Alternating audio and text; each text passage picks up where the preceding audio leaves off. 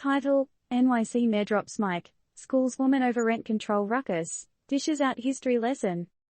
TLDR, Mayor of NYC, Eric Adams, found himself at the center of a dramatic showdown at a community meeting recently.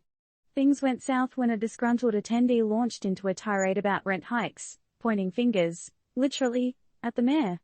In response, Adams dropped a history lesson, likening her behavior to that of a plantation owner. Cue the collective gasp.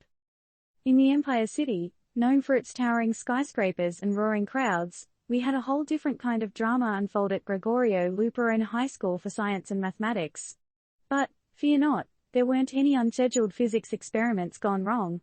It was a showdown featuring our very own NYC Mayor, Eric Adams. Picture this, a typical community meeting, an assortment of topics, cordial discussions. Suddenly, a woman springs from the audience, passionately accusing Adams of escalating rent rates. Adams, playing it cool, clarifies that he doesn't actually have the power to control the Rent Guidelines Board. But, oh boy, did she persist, pointing her finger at him as if he just ate the last slice of pizza. Now, as we all know, Adams isn't one to back down from a battle of words. In the heat of the moment, he asked the lady for some respect, as one would expect for the mayor of NYC. But he didn't stop there. In a move that could have been ripped straight out of a blockbuster movie script, Adams went for the dramatic metaphor, comparing her aggressive behavior to that of a plantation owner. Mic drop. All right, let's take a step back here.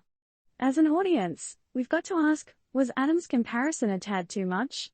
Or was he just standing his ground in a heated exchange? Was it a classic example of history repeating itself in a new avatar, where the oppressor becomes the oppressed? Admittedly, the comparison to a plantation owner is a heavy one, loaded with historical significance and uncomfortable truths about power dynamics and systemic oppression. Not something to be thrown around lightly. That being said, it serves as a vivid illustration of Adams' perspective on the interaction. By comparing her behavior to that of a plantation owner, Adams suggests that he was being unfairly targeted and disrespected. A clear reminder that power dynamics can play out in various scenarios, even in the modern-day Empire City. But that's just one perspective. In the grand scheme of things, we can't help but question, are we losing sight of the real issue here? The woman was there to voice her concerns about escalating rent rates, a real issue affecting many New Yorkers. Perhaps, amidst the finger-pointing and history lessons, we missed an opportunity for a constructive conversation about rent control and affordable housing. Maybe, just maybe, this exchange could have ended on a more hopeful note, with a focus on solutions rather than accusations. So, here's our parting question. For you, where should we draw the line between defending oneself and addressing the core issues at hand?